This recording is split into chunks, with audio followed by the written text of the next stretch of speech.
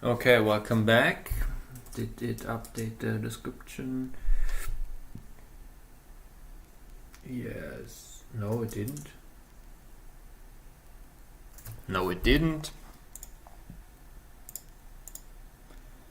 Whatever. Okay, so welcome back to this advertisement stream. For Lasergurkenland. I wonder if anyone minds the crazy colors that I'm using here. Oh, is this now? Yeah, because it doesn't look like I'm going to fix it anytime soon. But whatever. Let's go and join to lgl.zillihun.com, which is a anarchy vanilla server. Make sure to check it out, and I hope to see you in game. There are no players, there are no administrators, there are no rules, there are no world resets, and the server will stay online for a long time. Since it's already paid in advance for multiple years, this ensures this uptime, even though it's a small server, because usually you need a huge player base to have somewhat of a what's the word? Like, to be sure in some sense that the server will stay online. But in this case, I tried to circumvent the requirement of multiple players to ensure a uptime, which is I say this way too often, so that it's still so sloppy, the way that I'm advertising the server, but whatever. So this is an advertisement stream for Lasergurkenland. If you don't know the IP address, or in case I changed the domain, search Lasergurkenland on the interwebs. Currently it's lgl.zillihun.com. So that's that. All right. Did it update now? Now it should be updated, right? Yes, it is. Okay, that's good. So today, maybe before I start the talk. No, I will start the talk before I do it. Okay. So today I wanted to check if my dupe base is blown up, because that would be really bad. Because this base was found. I doubt it was found by luck. I assume it was found during my live stream or similar. And then probably someone could also have found my secret dupe stash, which I need since my base is blown up and I'm running out of items. I need some obsidian. So let's do that. Okay, so we currently have defcon running, or I don't know if it's over yet already, or it's still running. They're uploading really actively right now. I still have trouble to find new interesting talks. Maybe I just became picky, or something like that, whatever. So we have one of the new talks, like the first, I don't know if it's the first defcon talk from this year that I'm watching. I doubt it. I don't know. So it's a video from 2020. Obviously, it has 500 views currently, and it has the title "Defcon Conference" or "Defcon Safe Mode IoT Village." Matthew Byrdwell. I guess he will say his name and pronounce it more properly than I do. Stepped on a nail. So the actual talk title is "Stepped on a Nail." Yeah, that's it. Cool. So it's uploaded on the DEFCON conference channel. Oh boy, it has 4 likes and 2 dislikes. Let's hope that this talk is quality ish, and there are just some random haters. We will see about that. I don't know, that's somehow demotivating. But whatever. It's uploaded on the DEFCON conference channel, so there will be a link. There is already a link in the description. And I'm now going to play back this video. And so if you're interested in the talk, go check out the original. If you're interested in the server, go check out the server, and now turn off the video, since even look at the colors, like the Minecraft colors are fucked up. It's not Minecraft, my Minecraft looks good. It's like my OBS or my graphics driver settings that I fucked up, and I don't care to fix, since you're not meant to watch the stream or this re-upload of the stream. You're meant to play on the server. This is a advertisement stream, and yeah. So I guess that no. Is that me? Oh no, that's my old base, right? That's the old base that was found already. And this is the new base that is not found. Okay, that's good. And there we have a skeleton horse. And it's found? Wait, what is this shit? Was it found? I mean, that's not me. I didn't dig this shit here. What the fuck? Was someone here and didn't like...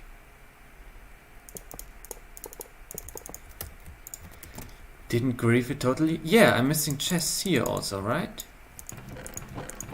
Someone was here, for sure, but it doesn't look too bad. Ah, so those were... Ah, so all my... Yes. So someone was here, took all the shulkers. Also from the chests. Okay, that's fair. It's not too good, it's not too bad either. Nevertheless, I should probably start a duping session now.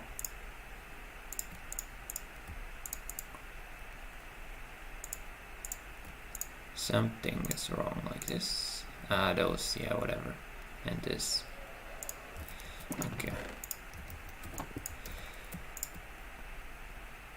Okay. Okay. Yeah, I mean it's okay. It's okay. I mean it got grieved, but it's okay.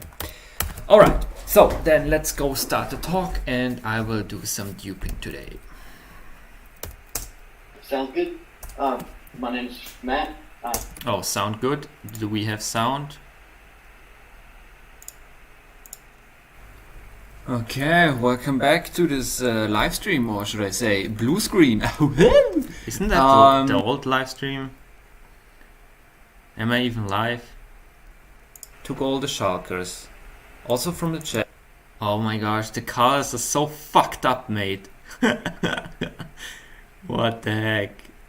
How can anyone even watch this? I mean, nobody does, but you know. Okay. Put this all together because so basically, I guess, brief who it is real quick. I'm from Louisville, Kentucky. I've been doing computers for a long time. I love it, and lately the big thing I've been working on are bug bounties.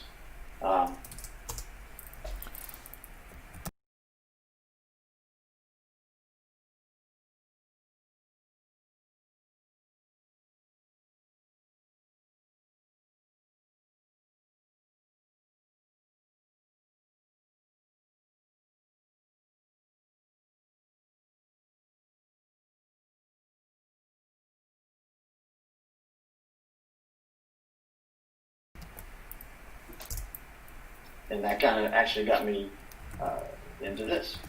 So,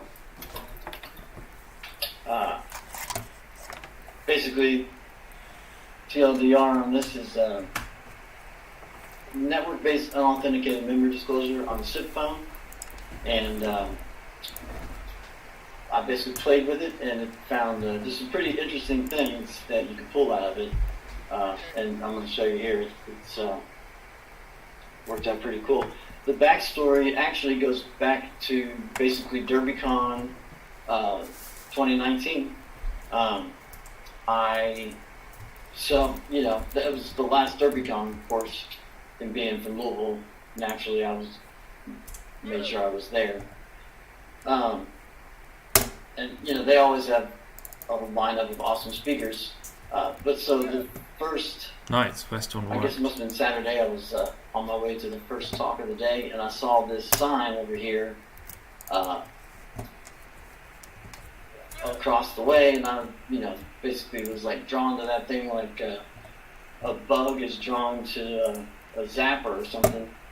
And so I walked in there and literally did not leave for the rest of the day. And it was so cool, we work on this stuff all the time and hear about the vulnerabilities and deal with them. But to see all the different stuff laid out there, from basically, NASs to routers to light bulbs, really struck a chord with me, I guess. So I think in that sense, IoT Village really achieved what they were shooting for.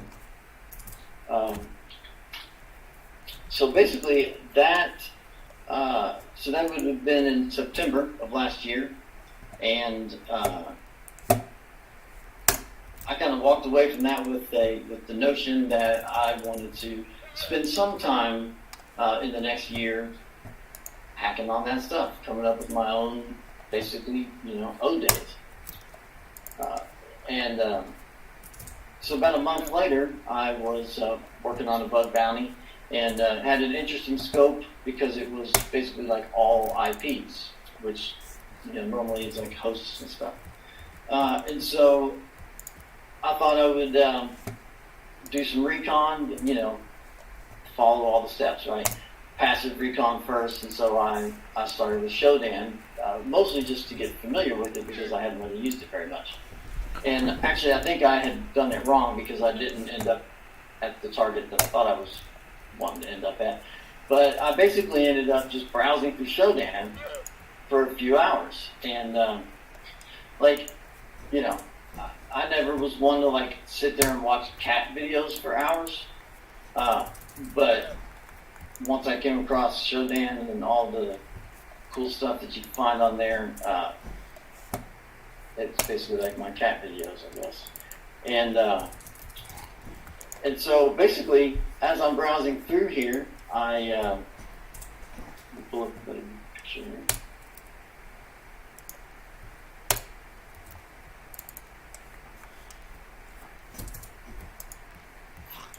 I'm scrolling down and go ahead. Let's go back.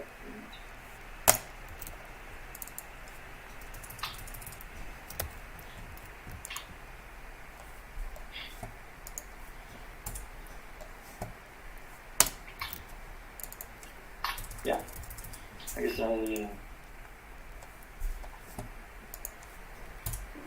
let's do wrong one.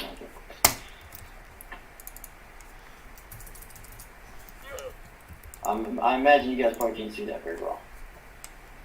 So I'm working on how to make that look better. Give me just 1 second.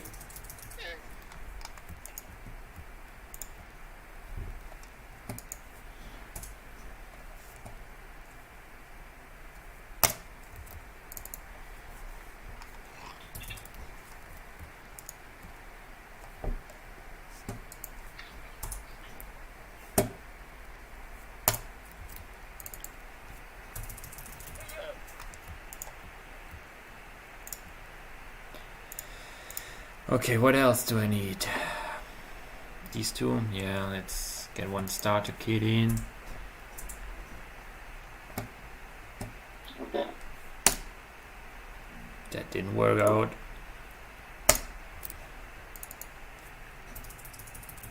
Maybe that's where the dislikes are coming from.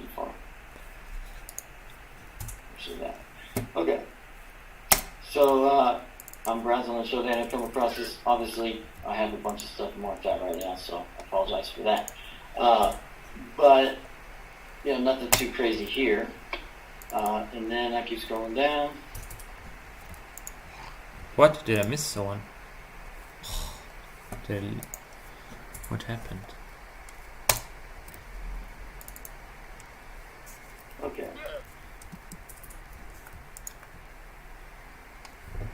And basically come to this. So clearly what's happened here is, the Shodan server is hitting this web server. It's running on a phone over and over, 401. And then basically, so they've implemented some security controls, it's basically password lockout. And then it literally just pukes its guts up on them. It's like, oh, you failed your password, and here you go. So, the first time I looked at this, I actually didn't see anything too interesting. Obviously that's memory. I recognize that pretty quickly. But I didn't really see a whole lot of impact initially. And then so I basically monitored it for a few days and started to see like some stick traffic come across.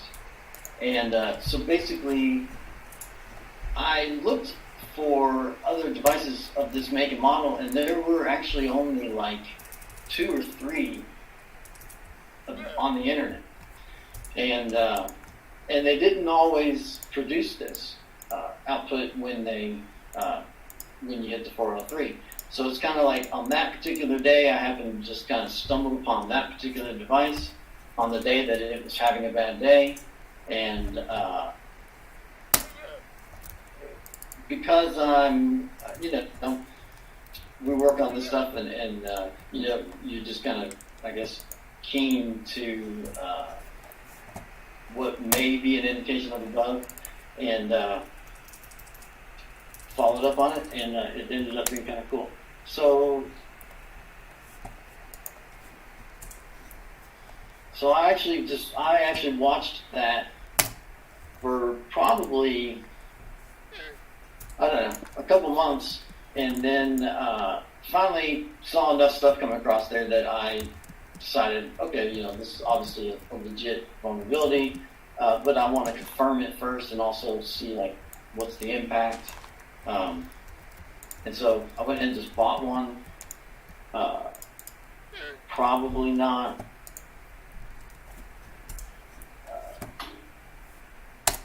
The What most did you efficient buy? way of doing it. Certainly, Oh, the device. I could have tried to get the firmware and loaded it up on QEMU or Pi or something like that. But in this case, basically having it already basically worked out for me, it was just kind of a matter of confirming. And so I figured I'll go ahead and just buy the device. Actually ended up, so I got it, and I've been working on this here and there for a few months at this point, and so like Amazon dropped it off while I was at work, and I came in and tore it open, and so within an hour, basically, I've got the thing bricked, because I was thinking, well, let's make sure we have like the latest firmware on it, so we're not like reporting vulnerability on some already patched software, and yeah, that device basically never came back. And so that was a little bit discouraging, especially after, spending like $150 on it. But, that's part of it. Occupational hazard, I guess. And part of the fun, of course, took it apart, see what I could do, and ribbon cables started breaking. I was like, wow, okay. We'll revisit this. And so that's what I did. I waited probably, a few more months. And then finally decided, okay, well, I'll just order another one. And fortunately, this one came with the latest firmware, so I didn't have to brick it. And within an hour of opening that one, I had confirmed the bug. And I actually did it through the browser. As far as bugs go, super duper easy to find and to some degree to reproduce.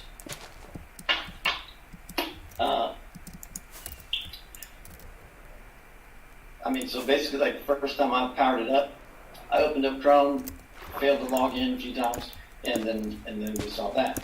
And so I quickly wrote it up, looked up like, hey, does Mitel have a bug bounty program? That would be cool. No, they didn't. But they did have a really good vulnerability disclosure presence, I guess. And clearly, like, they have a program and a team that's handling only those things. So that worked out good. So I basically reported it to them immediately. And let's see, I don't want to get ahead of myself. So. And I'm not going to spend too much time on that because I'm going to show you in person. Yeah, okay, we're on track here. So, you know, as far as I was concerned, I reproduced it and I wrote it up, sent it off, and they were very, prompt and professional. And within a few days, I had a response and like, "Hey, thanks, we'll look into it." And a few weeks went by, and then they emailed me like, "Hey, we can't reproduce this." And so, like, for a bug bounty hunter, like, not being able to reproduce your report is probably one of the worst possible things that could happen. And so I'm like, oh man, here I am, just some schmuck on the internet, emailing these guys saying, "Hey, your stuff's broken." They're like, "No, it's not." So fortunately for me, I guess, I was able to figure out what happened there. And as it turns out, like, I never did get it to reproduce in a browser again, which kind of makes sense because it's basically just random memory, and you never really know. Like, Chrome is not going to know what to do with a bunch of crazy stuff. And so, like, the first time I did it, it just happened to work in the browser. But basically every time after that, I had to use, like, Netcat. But using Netcat or Telnet or whatever, it is super duper reproducible. It's actually kind of impressive how much you can get from it. So that was pretty cool. They do have a GPG key or PGP, I guess. So, like, I probably did it the hard way, but I literally just use like GPG at command line.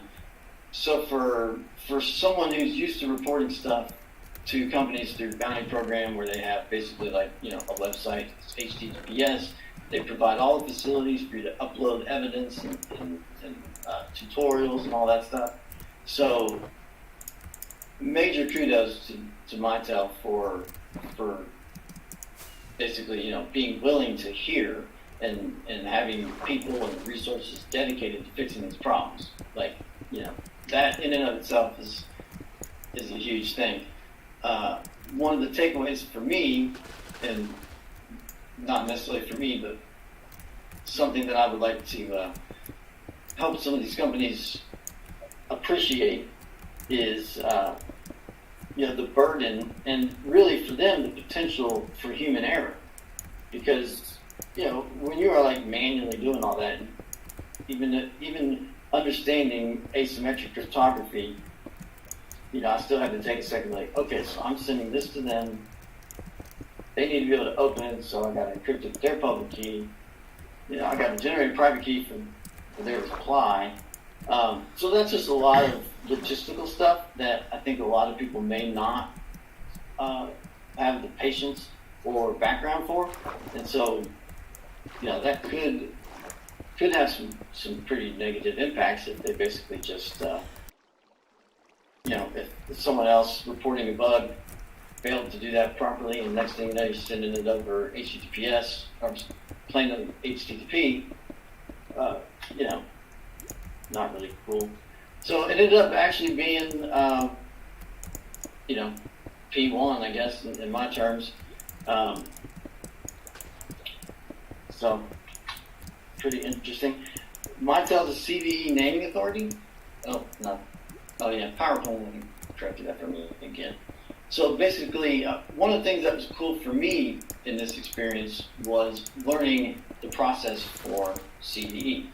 And actually had another another bug through an actual bounty program pretty much simultaneously. And it was interesting because like that one was not a CNA, Mitel's a CNA. And so walking that path and understanding the different roles and how you do it and how you coordinate it, it's not very hard at all. And MITRE basically has like a PowerPoint that walks you through everything. But it's kind of cool to go through the experience and understand it. Okay, so now we'll do some fun stuff.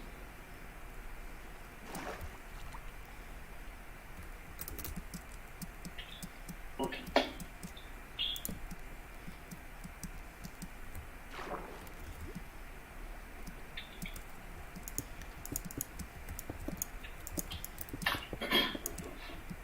sorry.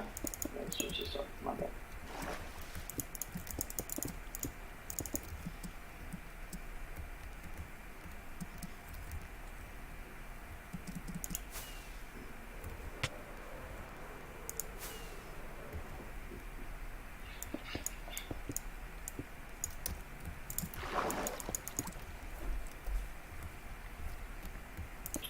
Guess I have to maximize this one as well.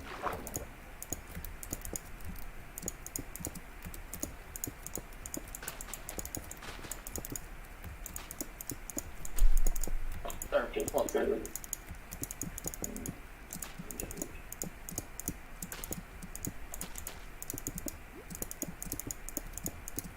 There we go.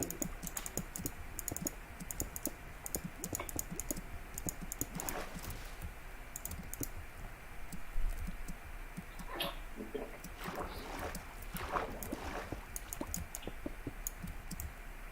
We'll see how this goes, and if I get too annoying on top of it, I'll swap it. Okay, so basically I have have one of these phones right here, and so okay, so if we just basically okay, plain old as vanilla as you can get.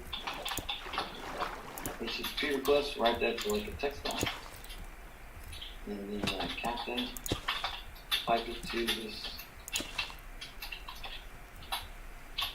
port. Okay, 401 unauthorized, that's perfectly acceptable, normal, expected. We'll do that a few times. I don't remember exactly how many it is. Okay, probably about that many, 5, something like that. Which really, so like, you know, this came about. I always think it's interesting when you see like multiple level deep failure of code. And so like this one is especially interesting because it's in an actual security control. And so like I think there's really a lesson to be learned for all of us, you know, whether you're a penetration tester or building a system or software developer, or you know, on like the IT security compliance side of things. You know, don't just check the box, push it a little bit, because no one would think to set up these particular circumstances to see what happens. But those are exactly the types of things that lead to some of the most impactful vulnerabilities. And, you know, I mean, there's all sorts of really good resources on that. Like, so the other day I was like rewatching, I think, Sammy Kamkar's 2016 talk at AppSec Collie, and he basically, it's just very interesting to listen to someone with his level of experience, because he's explaining his thought process, and he's like, so I asked myself, what would happen if I did this? What if I did this? Could I make it do that? And that's the kind of basically like structured but creative and out of the box thinking that it takes to find impactful vulnerabilities and not end up like with a whole bunch of duplicates and get frustrated with the whole process. Okay, so at this point I've basically locked out the account, and it's locked out. Yeah. So so I've written a script here at this point. Make it real easy. Wait a second. Let's see what that is. Probably written a couple. Okay. Some of that has to do with being able to make it so people can call in. But basically the key thing there, you can see, well, I guess you can see here, right? Same thing I just did, but we're doing it 20 million times or something like that. Okay, so what I'm going to do, this is the number here. Okay. So I'm going to fire that off. That should just basically start spilling its guts.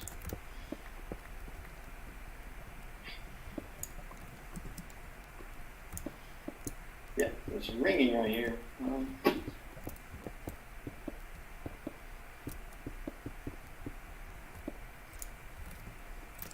I mean, I have literally sacrificed one of these devices to the demo gods, so I fully expect that this is going to work right off the bat. Let's see.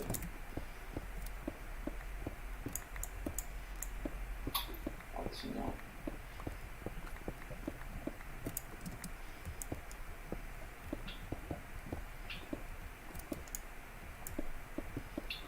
Okay.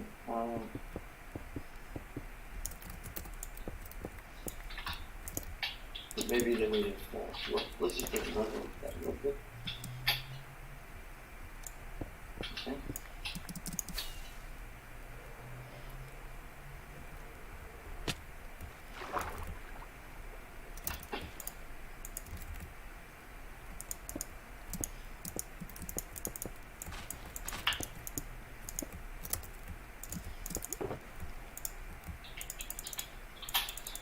Let's take a look here and see if we're getting something. No, definitely. That should be good. Okay. Sometimes, you know, like you like to totally mess up your shell. So you just reopen a new shell for that.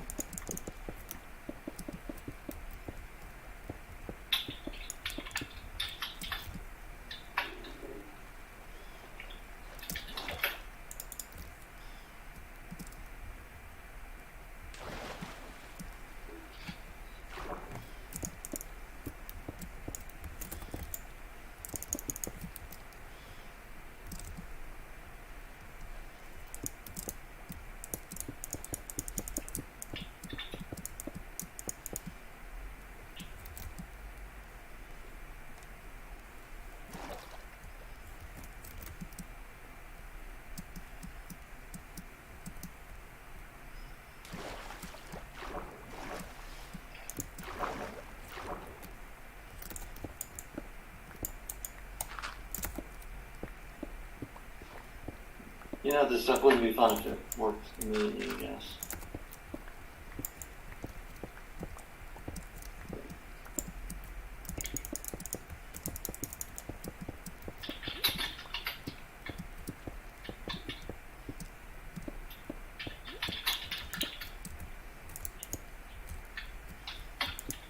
We'll simplify it for a second.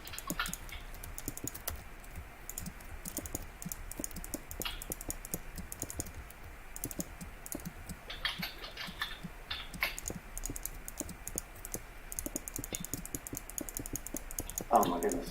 I'm such a doofus. I'm so sorry. It is literally doing exactly what it's supposed to. I apologize. Good grief. I forgot. That I changed to that. Okay. So that is at this point basically just pushing to a file. And you open another window and we're going to monitor that file.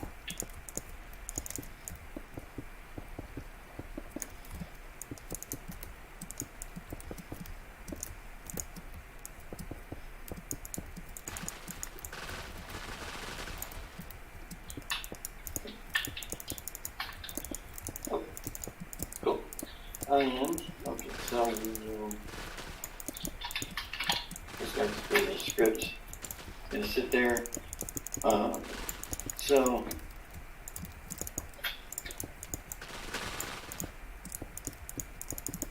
just making sure I don't do anything very wrong, okay. Okay, so, if nothing is happening, it doesn't do anything, it just sits there and does nothing. So, when I initially got it, basically, how I confirmed it was just go in here and play with stuff. And it was kind of neat because I would start to see kind of got to do all this stuff.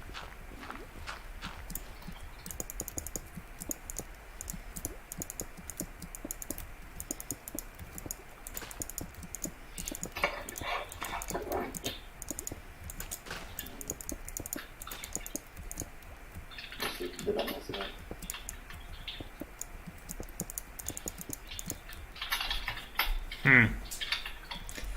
The talk is really demo heavy, and while I'm playing a game, it's not like too exciting. I picked the wrong talk. Whatever.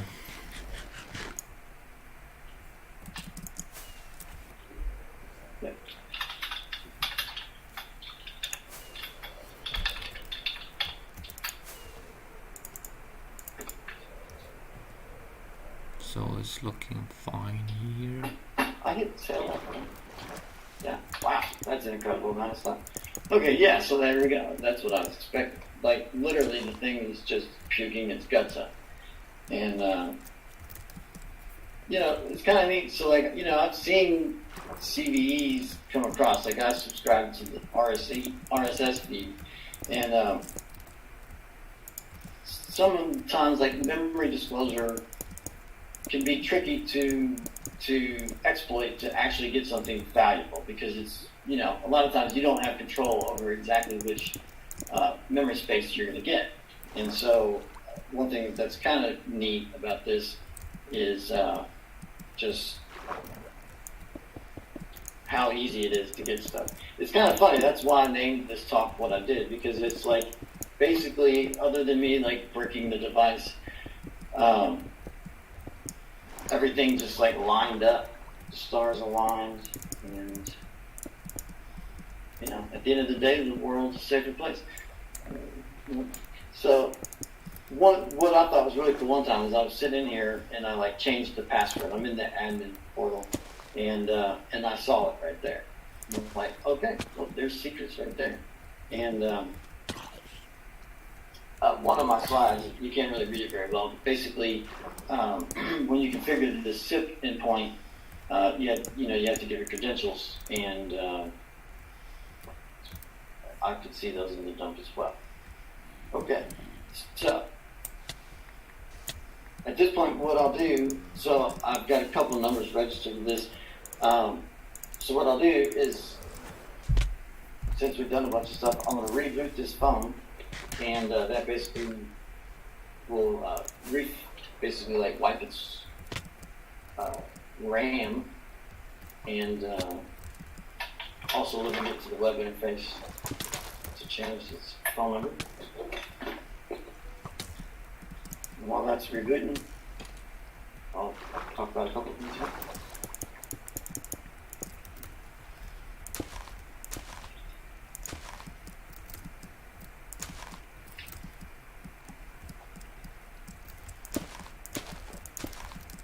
Okay.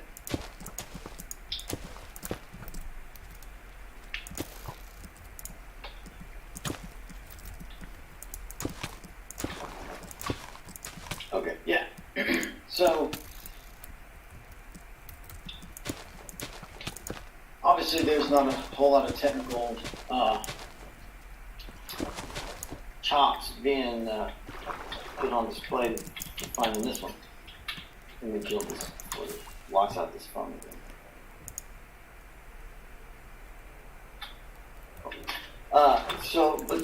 But what this did do was present a lot of opportunities for like, I guess, lessons that I already knew, but kind of reinforced them, and some insights about things that I had not really thought about. And so, we have all these sayings, like, hacking stuff for fun and for profit. And I've used that myself, and, it sounds cool, but I never really thought about it, the actual words. And, but it kind of hit me the other day. I was reading some on Twitter or something, and basically people just like going off. And, it just really struck me that I think sometimes we need to step back and see where we're at, how we got here, and where we're going, and really why we're doing what we're doing. What is he talking about, man? He found one, like, I don't want to seem like I really hate trash talking people, and I don't know, but I didn't really watch the whole video. I was just listening to it like with one ear and so on. But didn't he find one lucky bug on Shodan after hours of browsing it? And now he's talking about like, oh yeah, you have to do this and then and he's like spilling some weird advices. I don't know. It feels so. I feel like I'm biased by the dislikes, but I'm so sorry. No hate, Matthew, but I sometimes really can't handle when people like. It feels like they're just saying something. Like, what did he say? I think sometimes we need to step back and see. Yeah, step back. Where did he step back in this process, and how is it related to the stuff he did? I mean, didn't he just find something, and then where did he step back? Was using Netcat instead of a browser stepping back? I don't know, man. I really don't know. Whatever. At how we got here and where we're going. And where we're Really going. why we're doing what we're doing. That's all like such deep shit, man. He's like he's spilling the facts. Oh man, so sorry. I feel so bad for like trash talking him for that, but Because not that long ago, and even still today, you know, a security researcher would find something like this and reach out to a company and either not get a response or get sued. And so... And when you know where you're going, you're not getting sued, right? Sued. Fuck, I can't pronounce that word. For me to be able to just reach out to them and you know, basically just browse my way to a 10 and 9.8 CVSS bug on Shodan with absolutely no intent, and then find the company, and they have a disclosure program. They want to hear about it. They're very friendly and professional, and then they fix it, and it all just like went so swimmingly. Like that didn't just happen out of nowhere. There was a whole like industry-wide, I don't know what you want to call it, but you know, issue. What? 10 years ago, maybe not that long ago, and where like the whole question of vulnerability disclosure was a huge deal, and basically it got to the point where researchers are like, well, you know, we all love technology and we all want the technology that you're building. We all need it. I think like COVID, for example, just shows how important technology is to humankind at this point. And, you know, I mean, as bad as it's been, how much worse would it have been, or would it be? It's still going on, obviously. You know, if What is he talking about? the people who are working from home couldn't work from home. That's not to minimize the impact that it has had, but just to say, like, you know, I guess it could actually be worse. And so, like, these companies, you know, SIP phones, for example. I mean, that is a key driver to the ability to work from home and have a distributed workforce. And so, like, we rely on not only these things working, and not only them being secure, but like the people's trust in them. Like, that's the worst possible thing that could happen, is if people just stop trusting the internet. That's going to be a problem. And no one is going to protect it, or can protect it. So like, it falls on this relatively tiny community. And so, yeah, I mean, it's a very high-paying industry, and bug bounties. Like, I was watching a interview between Mayonnaise, I don't know his real name, and the Homsec the other day, and like, so he started doing bug bounties in late 2018 and has already made over $1 million. I mean, that's amazing. But at the same time, it's important to to understand where we came from and not be so caught up in that stuff that we're basically going off on Twitter because somebody didn't pay us as much as we thought they should pay us for a buck. And that doesn't help anybody. So I think like sometimes you got to do it for fun and sometimes you do it for profit. In this case, I did it for fun, and you know, the other day I was basically just like, what else can I do with this? And I thought this might be kind of cool. So actually the biggest issue I had with it was my internet connection is going through carrier grade NAT, so my public IP is not actually public. So getting the SIP traffic to me has been a debacle. But actually applied something I picked up from the Soho Lasergurkenland lab I was doing like last year with you know, tunneling stuff through SSH. And so that's what I'm doing right now is basically UDP SIP traffic is hitting Twilio and going to AWS through an SSH session that I created outbound and getting forwarded all the way to this phone. So basically,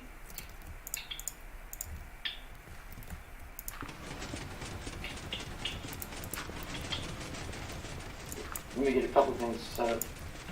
What I was going to do is I'll post a number. I've got like scripts and everything, just grepping stuff out to mask phone numbers and stuff. But if you call and you saw how fast that's coming up here, it's grabbing the phone numbers and it's going to show the last 4 digits, and I think like the first one or something. And so if you call this number I put up there and your number shows up on this board over here somewhere, ping me after this and just tell me the remaining digits and your email address, and I'll send you a Kindle, like a redemption code for a Kindle IoT Hackers Handbook. Okay. What? Is he doing a giveaway? So I'm going to turn that off for 1 second. I'm going to mute myself so you don't hear me like clacking these keys. And then just get a couple things set up here and we'll get it all set.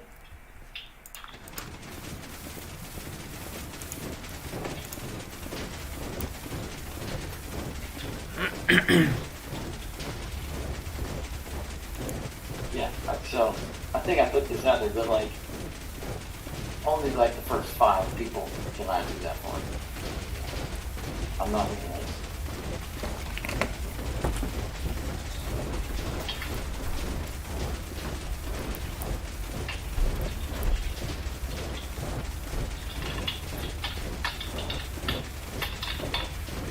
Yeah, I don't know what I should do about this water there. I should probably remove it since I already built these walls before I run all the TNT machines over it.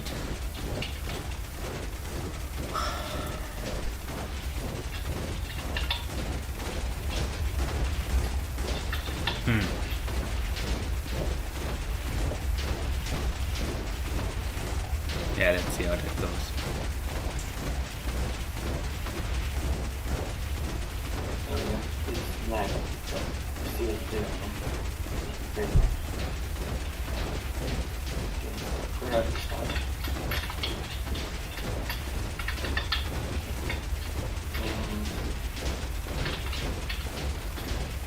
Why is he resetting files so complicated with echo NE?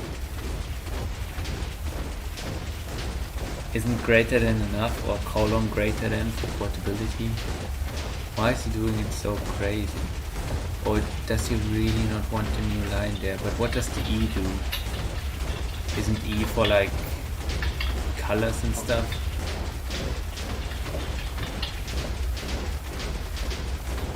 I don't get it, man.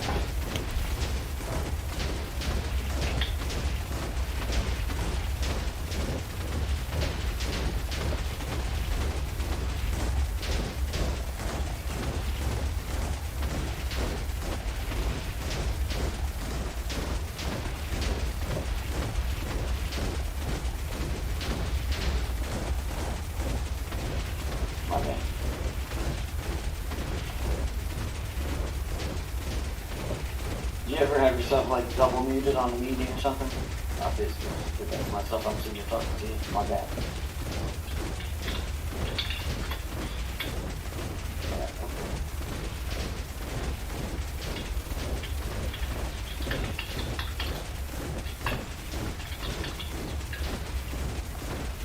I do have it all. Just basically there's a firewall.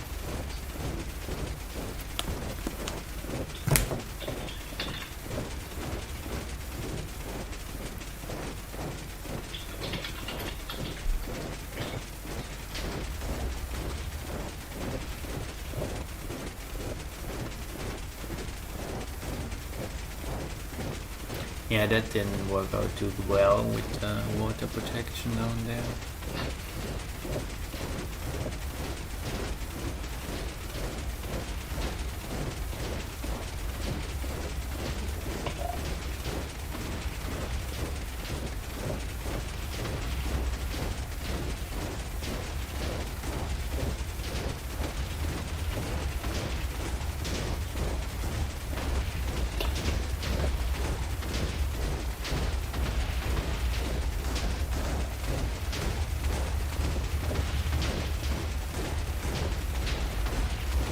Where's this water even coming from? Oh my gosh, so much water.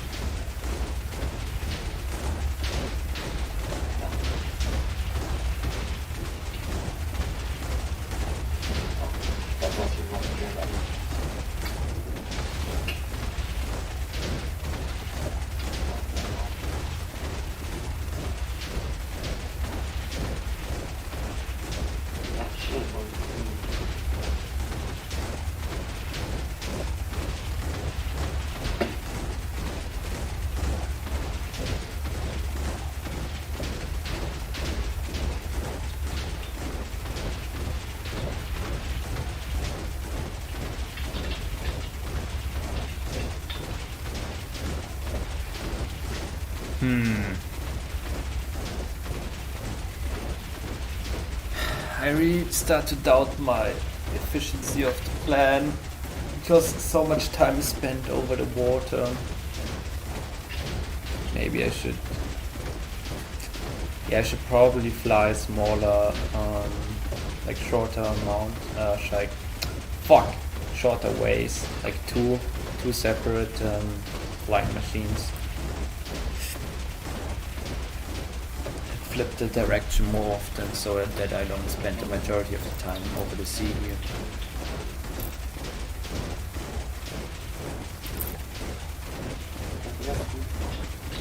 What is Matthew even doing?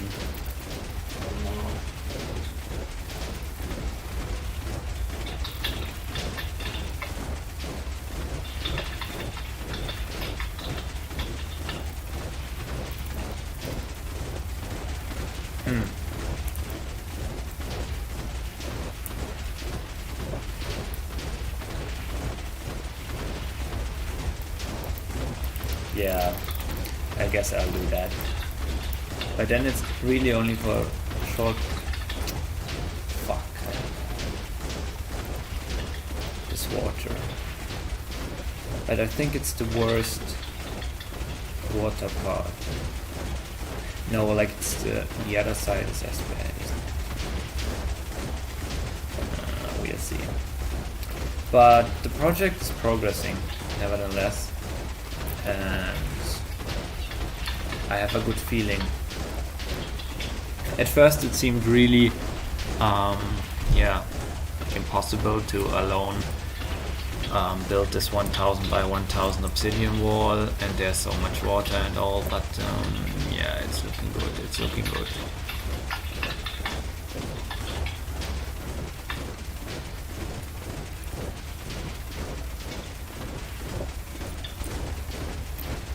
Can he do something, please?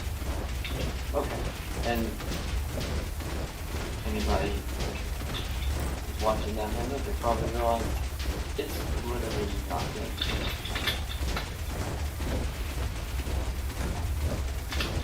Yes, I'm watching, but I don't know what you do. Probably I'm not watching carefully enough.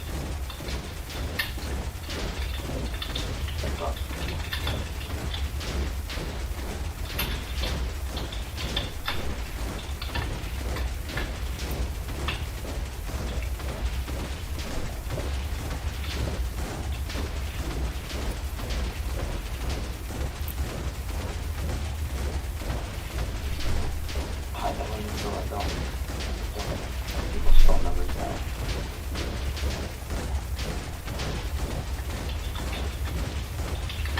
Oh no, is this going to blow me up? Oh my gosh, it is, right?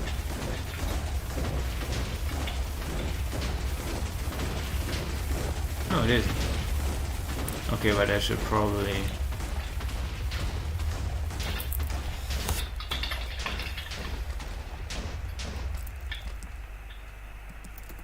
Okay, no, what?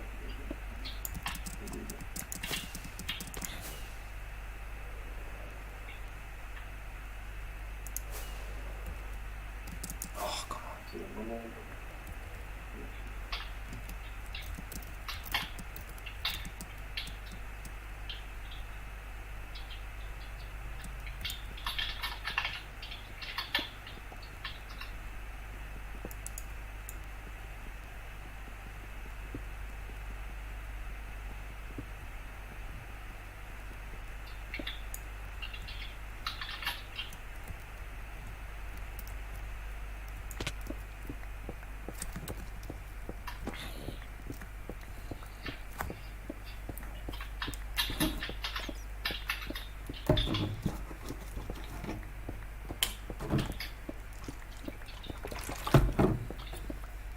Looks like we're at time here, so Sam gets to do something up here. We need to stop, but basically, we've got. Mm-hmm. Is this wool? How did the wool get here? Did somebody fall down here and... Or did I? Why would I place wool? That's so weird. Oh, six. No, Matt, you're all good. If you still want to sort of show anything off, I mean, like, you're the last talk, so don't Yeah, worry. I mean, I thought I could keep going for a while. I mean, there's people there, and you got time? That's cool. Man. So I do. I mean, I can see this person's calling right now. So, you know, I think I'm not in the Discord at this moment. I was having some problem with it. But just ping me. I'll hop on there as soon as we get off here, and give me your email address, and I'll shoot that over to you. Yeah. 06275. Might be the only one. Let's see. That works fine.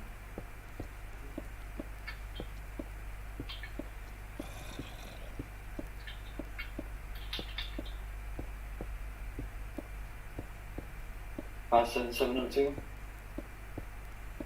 So if these numbers are your phone numbers, you know, last portion of yours, ping me.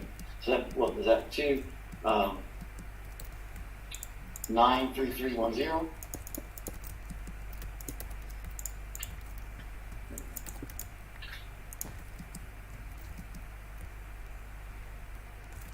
Okay.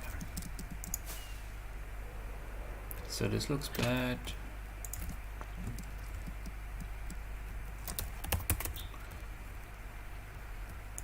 It's kind of funny, just so like, because of the way I had to get that stuff working through SSH tunnels, it's basically does not understand that we hung up.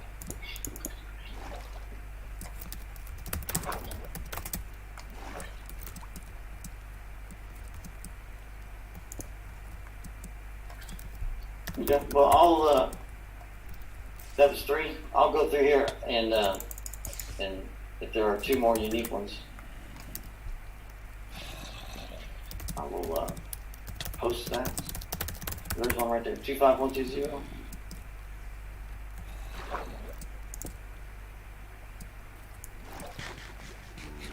And actually, I thought this may happen if you are actually using like a zip trunk that's not PSTN source. So, yeah, I threw this together kind of cheap and fast. And you know how they say, you can have things like cheap, fast, and good, pick two. This is cheap and fast.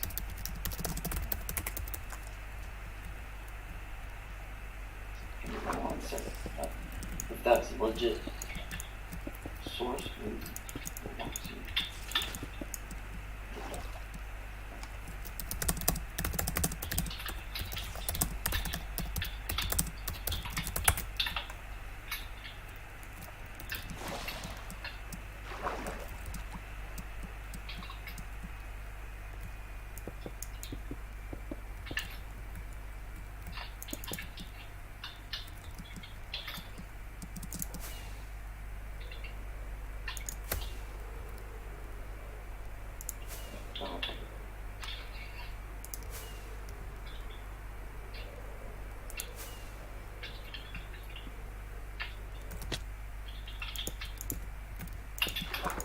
Oh, got another wrong one. Yeah.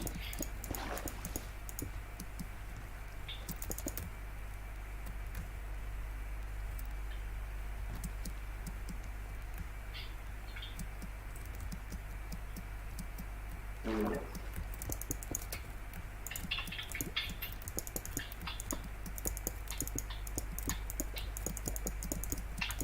Awesome.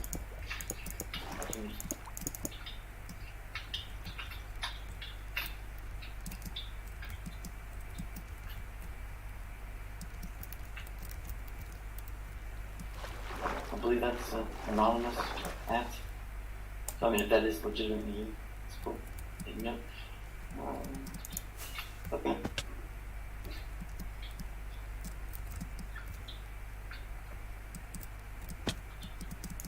Oh. 60918. I think that's 5.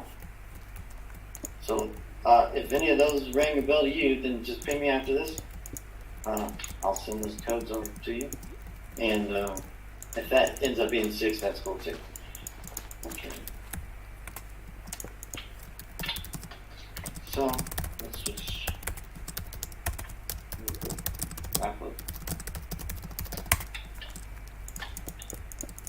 But actually, it's a little bit. I'm kind of glad it worked out like that, even though it was a little unplanned. I was, based on with my testing, I was a little afraid like 5 people will call just like that. We wouldn't even be able to find them. So, okay. So I think I went through some of this already, most of this. But show Dan dorking, and there's someone mentioned a similar service to me the other day, and I can't remember it. But a lot of times I think we use these tools when we have found a vulnerability and we want to see the scale of the impact. I propose that you could, what this demonstrates is like there's a lot of untapped data out there. And they have an API. And so, if you're wanting to get into IoT and don't want to go spend $142 on the phone and then break it and buy another one, which is completely understandable, one potential way to pick a target would be to use these APIs and structure a search that maybe searches for something like a bunch of 401s and then something unexpected, or if a particular request, the results for a certain type of device are typically of a certain size, search for things that are outside that realm. Excuse me.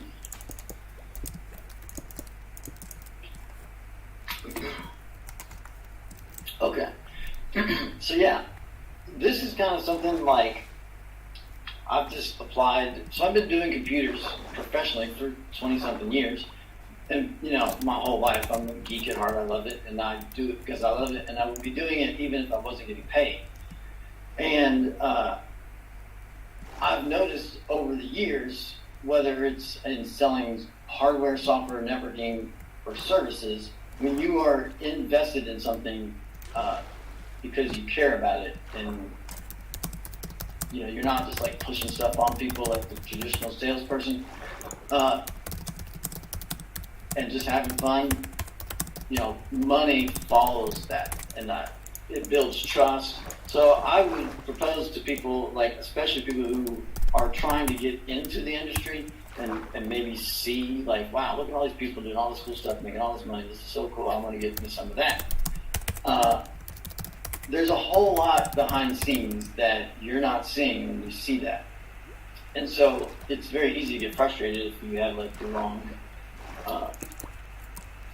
you're focusing on the wrong thing. And so hack for fun and the profits will come. I truly believe that. And the only other thing on here that I want to point out is we really do need to praise these companies like Mitel. And there was someone else this week who gave a talk, and he's like, you know, this company was spectacular. I mean, that's not nothing. And really, like, you could put companies on like the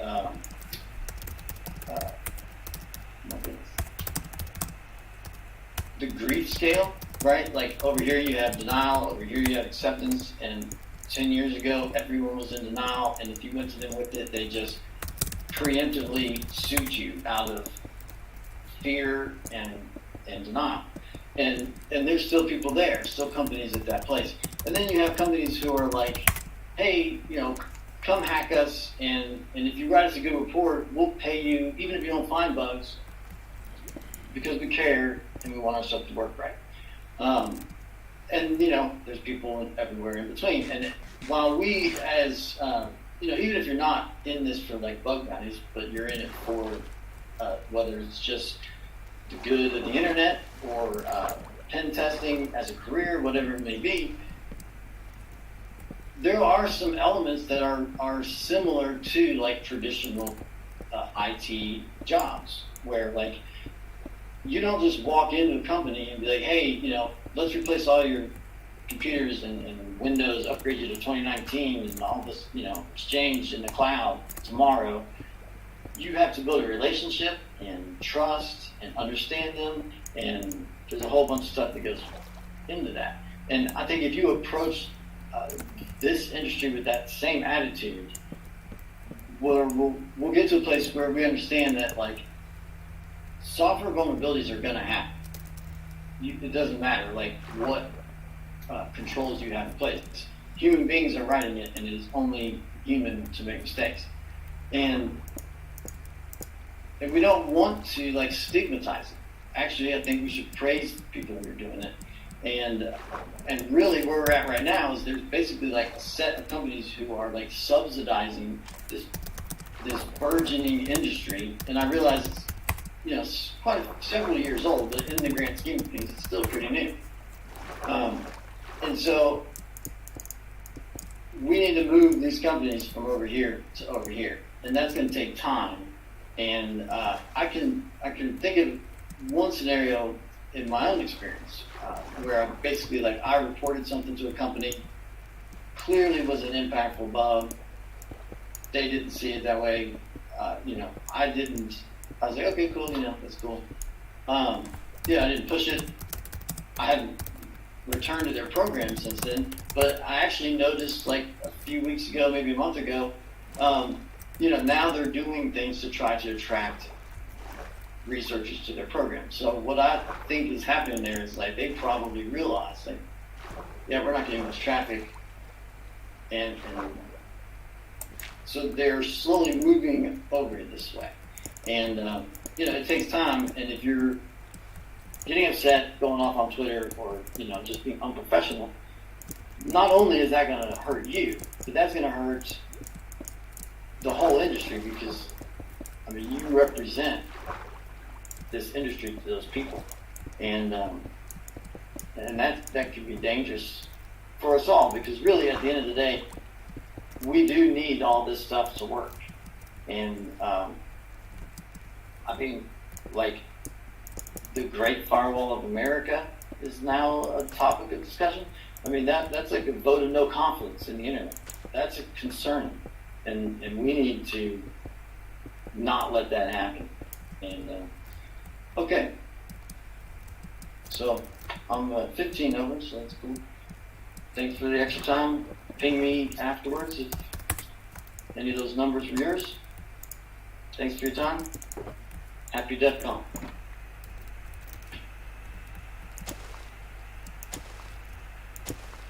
All right. Yeah, I'm really sorry for hating the talk. I didn't pay too much attention, but yeah, I really had to say that I really had the urge to shit talk him a bit.